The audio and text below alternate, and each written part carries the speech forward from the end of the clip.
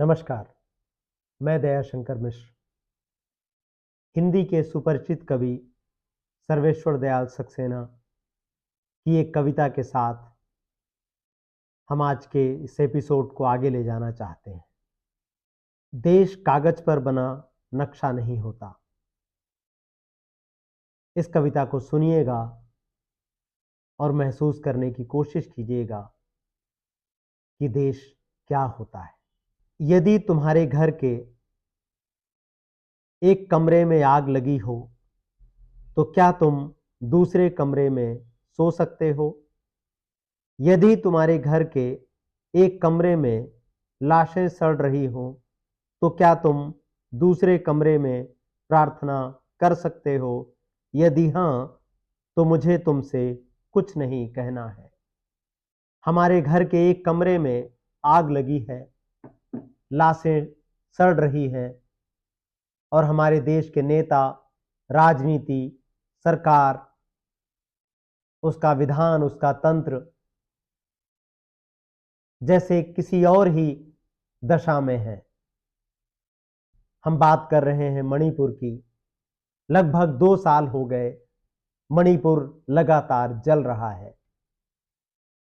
हमारे सामने मणिपुर में महिलाओं से अत्याचार के ऐसे वीडियो आ रहे हैं जिन्हें आप अपने बच्चे, बच्चियों और घर के महिलाओं के साथ नहीं देख सकते।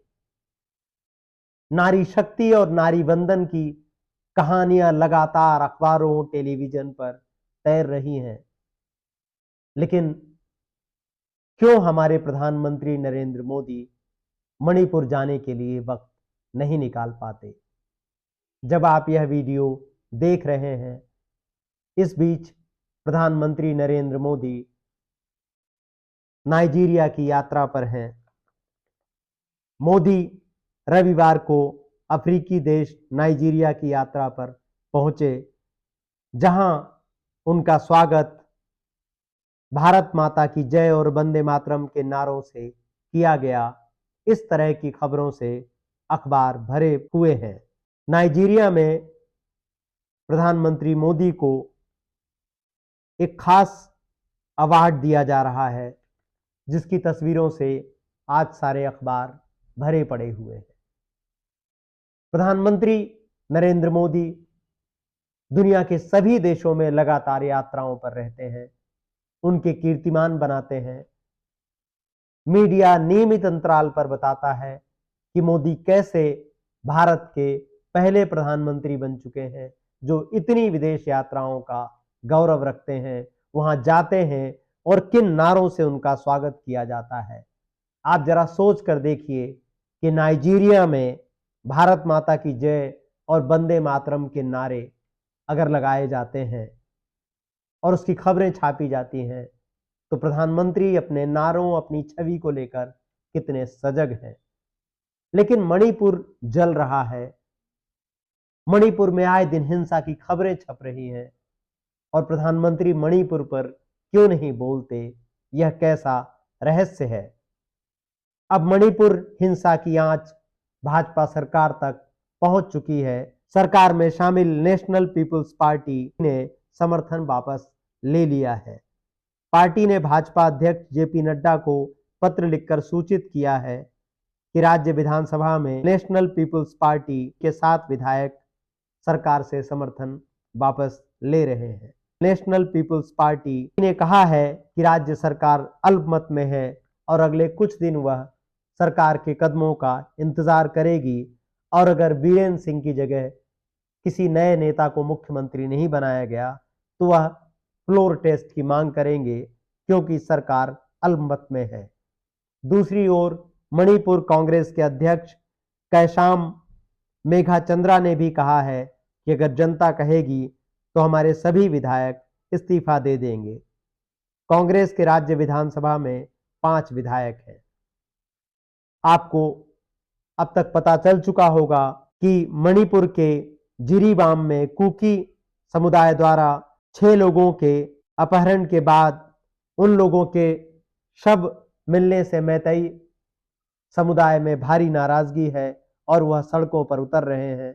मैतेई विधायकों को 24 घंटे में इस्तीफा देने के लिए वहां के नागरिक लगातार कह रहे हैं। इस बीच में इम्फाल में सन्नाटा पसरा हुआ है। पार्टी के विधायकों ने लगातार बीरेंद्र सिंह को हटाने की मांग की है और बीजेपी के भीतर भी भारी नाराजगी देखी जा रही है। लेकिन इस नाराजगी का मणिपुर में बढ़ती हिंसा का आखिर बीजेपी पर कोई असर क्यों नहीं पड़ता? क्या सर्वेश्वर दयाल सक्सेना की कविता एक सच्चाई की तरह हमारे दिमाग पर प्रहार नहीं करती? कैसे हमारे देश का एक हिस्सा 2 साल से संकट में है, नागरिक तरह तरह के कष्ट में है, हिंसा का शिकार आम जनता हो रही है, दोनों समुदाय के लोग हो रहे हैं। इस बार हिंसा में पहली बार यह देखा गया कि मंत्रियों और विधायकों को बड़े पैमाने पर निशाना बनाया गया। रविवार को मंत्रियों और विधायकों के निवास स्थानों पर हिंसा और आगजनी की कोशिशें हुई। इनमें बीजेपी के 4 मंत्री और विधायक शामिल हैं। कांग्रेस के भी एक नेता के घर पर हमला किया गया। इसके पहले भी मुख्यमंत्री बीरेंद्र सिंह के घर के आसपास हिंसा की कोशिशें हुई, हिंसा हुई। आखिर प्रधानमंत्री नरेंद्र मोदी, गृह मंत्री अमित शाह अपनी ही सरकार के विधायकों की बात क्यों नहीं सुन रहे हैं? और क्या ऐसी मजबूरी है जिसके आगे गृह मंत्री और प्रधानमंत्री इतने विवश नजर आ रहे हैं? यहां एक बात और जरूरी है कि पिछले दिनों मणिपुर में हिंसा के बाद 14 नवंबर को केंद्र सरकार ने 6 थाना क्षेत्रों को अशांत घोषित करके यहां सशस्त्र बल विशेषाधिकार अधिनियम, जिसे सामान्य भाषा में अपसपा कहा जाता है, उसे लागू कर दिया था। लेकिन इसे लागू करने के बाद मणिपुर में और हिंसा भड़की, जिसके बाद मणिपुर सरकार ने एक कैबिनेट प्रस्ताव करके मोदी सरकार से इन 6 थाना क्षेत्रों से सशस्त्र बल विशेषाधिकार अधिनियम 1958 को हटाने के लिए कहा है। इसे 14 नवंबर को लागू किया गया था और 2 दिन बाद ही मणिपुर सरकार ने अपनी कैबिनेट में इसके विरोध में प्रस्ताव पारित किया है। आखिर पूरे देश में प्रधानमंत्री और अमित शाह के भाषणों का मुख्य तत्व क्या है? एक देश, एक सरकार, एक पार्टी की सरकार रहने से कितनी अच्छी स्थितियां होती हैं। मणिपुर में बीजेपी की सरकार है, केंद्र में 10 साल से बीजेपी की सरकार है, फिर मणिपुर क्यों शांत नहीं हो रहा? आखिर मणिपुर की बेचैनियों, अशांति और हिंसा के लिए किसकी जिम्मेदारी है? अगर आप देश के दूसरे कमरे में रह रहे हैं और मणिपुर की हिंसा, नागरिकों का मारा जाना आपको परेशान नहीं करता, आप राष्ट्रवाद के एक ऐसे शोर में हैं जहां सारे नारों को केवल जय श्री राम से ढक दिया जा रहा है,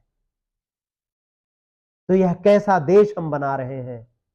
और इस लोकतंत्र और संविधान पर नागरिकों का भरोसा कैसे कायम रहेगा?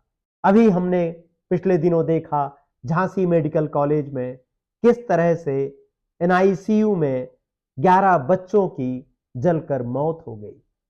उत्तर प्रदेश के मुख्यमंत्री योगी आदित्यनाथ चुनावी रैलियों में किस तरह से घूम रहे हैं, इसकी तस्वीरें आपके अखबारों में छप रही होंगी, इन पर ध्यान दीजिएगा। इस कवरेज में आप पढ़ सकते हैं कि किस तरह से योगी का स्वागत किया जा रहा है, उनके ऊपर फूल बरसाए जा रहे हैं, बुलडोजर लेकर रैलियों में लोग उनका स्वागत कर रहे हैं, बटेंगे तो कटेंगे के होर्डिंग उनको दिखाए जा रहे हैं उनके स्वागत, उनके अभिनंदन में। लेकिन योगी आदित्यनाथ अपने राज्य झांसी में जाकर नागरिकों को सांत्वना नहीं दे सकते, चुनावी रैलियों में इस तरह से व्यस्त हैं, क्योंकि उनको यकीन है कि भले वह लोगों के जीवन में उजाला ना कर पाए, लेकिन जो दियों की राजनीति हो रही है, अयोध्या से लेकर बनारस के घाटों पर जो दिए जलाए जा रहे हैं, लाखों करोड़ों दिए, उससे उनकी सरकार जगमगाती रहेगी। भले ही एक नागरिक के तौर पर आपके बच्चे इसी तरह से एनआईसीयू में जलकर मर जाएं, भले आपके बच्चे मणिपुर में मर जाएं, लेकिन जैसे सरकार की नींद टूटने को राजी नहीं है। आज के इस वीडियो में बस इतना ही। लोकतंत्र, संविधान और नागरिक चेतना पर हमारे वीडियोस को लाइक कीजिए, सब्सक्राइब कीजिए और संभव हो तो हमें ज्वाइन कीजिए और आर्थिक रूप से हमारी मदद कीजिए। नमस्कार।